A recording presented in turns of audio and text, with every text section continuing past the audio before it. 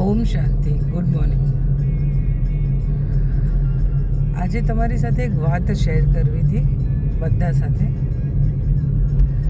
ભગવાન તમારી દરેક મનોકામના પૂર્ણ કરે છે.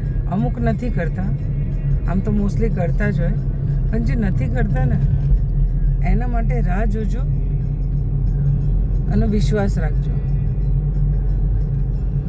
કંઈક કદાચ પહેલાંનું કોઈ વસ્તુ નડતી હશે ને એના કારણે એ વસ્તુ તમારી કામ નહીં થાય.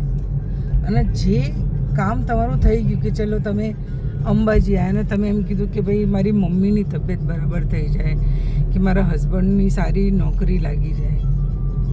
હવે માં જ્યારે તમારી વાત સાંભળે છે અને એ કાર્ય તમારું પૂરું થઈ જાય છે ને, તો એ કાર્ય પૂરું થયા પછી દરેક વ્યક્તિએ મંદિરના ડબ્બાની અંદર પૈસા નાખવાની જરૂર નથી. તમારી યથાશક્તિ પ્રમાણે અગર તમારી પાસે 50 રૂપિયા હોય, 100 રૂપિયા હોય, માનતા પૂરી થયા પછી જે તમારી શક્તિ છે એ પ્રમાણે મંદિરની બહાર જે ગરીબ બેઠા હોય એની ઈચ્છા પૂરી કરો. એને પૂછો કે ભાઈ તારે કંઈ ખાવું છે, તારા ઘરમાં કરિયાણું છે કે નહીં. અગર જો ના હોય તો ચાલ હું તને અપાઈ દઉં. પણ જ્યારે એ વસ્તુ તમે કરો ને તો રિસ્પેક્ટથી કરજો. એમ નહીં કે કરવા ખાતર કર્યું. અને શું કે એ જે પણ ગરીબ છે, જે તમારાથી નીચે વર્ગના લોકો છે, એનું પણ એક સેલ્ફ રિસ્પેક્ટ છે. એટલે જ્યારે પણ તમે કોઈ ગરીબને હેલ્પ કરો કે માનતા પૂરી કર્યા પછી ઘણા લોકો એવું વિચારતા હોય કે ભાઈ મંદિરમાં નહીં નાખવા, ચલો આપણે કોઈને હેલ્પ કરી દઈએ કે આપણા કુટુંબમાં. પણ જ્યારે હેલ્પ કરો ને તો ગીવ રિસ્પેક્ટ. તમે હેલ્પ કરો છો ને એનાથી વધારે રિસ્પેક્ટ એને આપો છો ને એ મહત્ત્વનું છે. અને બીજું છે કે જ્યારે હેલ્પ કરો તમે તો ચારે બાજુ ગાવાની જરૂર નથી કે મેં આ કર્યું તે કર્યું. ડાબા હાથે કામ કરો, જમણા હાથને ખબર કેવી રીતે પડે. જ્યારે માનતા પૂરી થાય તમારી પાસે, તમે એમ વિચારો છો કે ભાઈ હું માતાજીને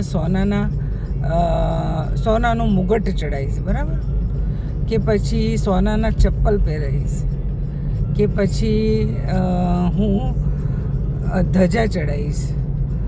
તો આ બધી વસ્તુ તમારા કુટુંબમાં કોઈ પણ વ્યક્તિ હોય ને એ પૈસાનું એના માટે કંઈ કરજો. પણ ટ્રાય કરજો કે એને પૂછજો કે ભાઈ તને કઈ રીતે હું સપોર્ટ કરી શકું છું, કઈ રીતે હેલ્પ કરી શકું છું, મારી પાસે આટલા પૈસા છે.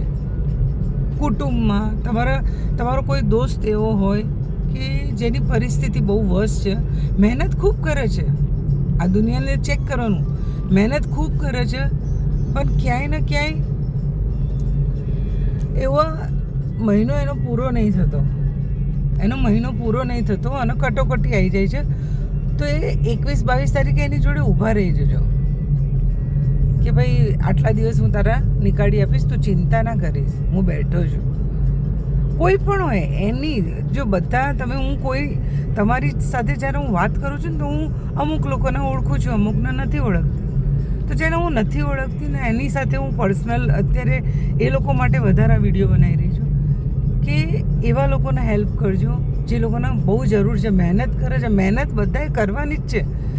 મહેનત ના કરતા ને તમે 5 રૂપિયા પણ ના આપતા, પણ જે મહેનત કરે છે એની સાથે તમે જોડે ઊભા રહેશો કે કોઈને આંગળી ચીંધવાનું પૂન પણ તમે કરશો ને તો તમારી આ જગદંબા, આ આદશક્તિ જગદંબા માં અંબે ખૂબ રાજી થશે.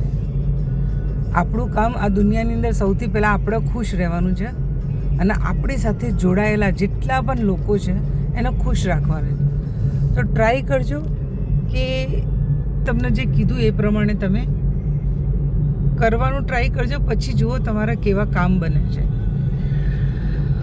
ઓમ શાંતિ. હર હર મહાદેવ. ઓમ નમઃ શિવાય. નમઃ પાર્વતી પતે. હર હર મહાદેવ.